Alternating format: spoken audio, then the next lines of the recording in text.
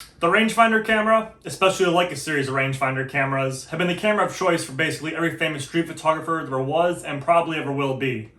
Unfortunately, the Leica system is unobtainable for most people, myself included. But what if I were to tell you there's a camera out there that could offer you roughly 1/10 the performance for about 1/50th the cost? Allow me to introduce you to the Fed 2.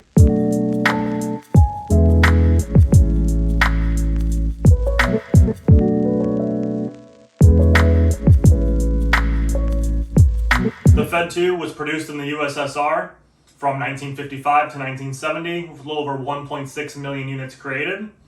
The camera most commonly is found with the Industrial R26M lens, which is a 52mm f2.8 lens. I myself was able to pick one up with the Industrial lens for $30 shipped from Kiev off of eBay. Overall construction of this camera, it's definitely like a solid metal material. It feels really good in the hands. I have big hands and it feels really good in my hands. Very simple buttons, nice shutter pull. Shutter sounds fairly quiet. It definitely will be okay for street shooting. My biggest gripes with this camera, the viewfinder is very dark, at least on my copy, so it's a little bit harder to focus when you're shooting at like f2.8 for example. But I just found myself zone focusing, so I kind of eliminated that issue.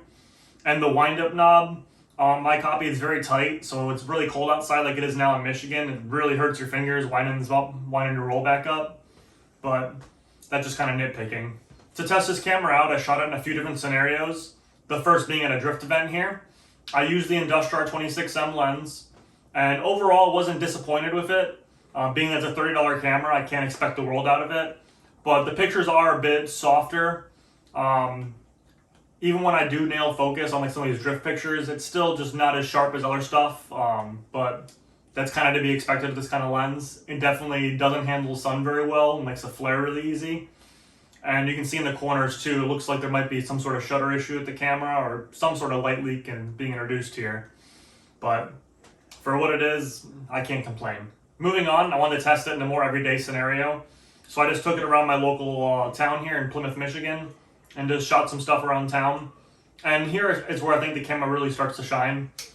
When you can really sit back and just focus on your composition and just work the Sunny 16 rule, the camera definitely does a good job. So as you can see, I'm still getting fairly soft results from this lens, which got me thinking, let's change the lens and see how much better our results are.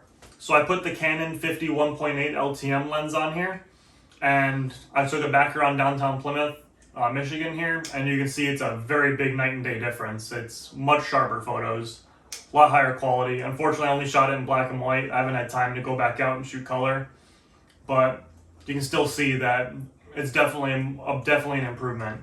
And I know for a fact if I would have brought this out to the drift event, I would have had way more keepers, but that's the luck of the draw. Overall, I'm very impressed with this camera.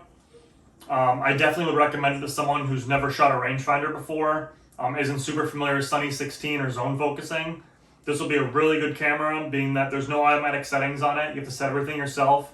The viewfinder isn't the best, and the Industrial R26M lens has a very wide depth of field scale, which is really helpful when you're shooting at f8 and beyond. So with those things, I think it'd be a really good introductory camera for someone who's getting into street photography, especially on film, obviously, as it's really going to force you to think and really learn the traditional skills involved in street photography. I want to apologize again for not getting out as many videos as I've been promising. I've had a few medical issues the past few weeks, so I've been trying to get over that. But I promise I'm working on more videos here and trying to be more consistent in the future. If you do like this, please be sure to like and subscribe. I'm going to have more stuff coming. I'm going to be doing a lot more reviews, a lot more lens reviews, film reviews, and some tips and tricks too I've been asked to do as well.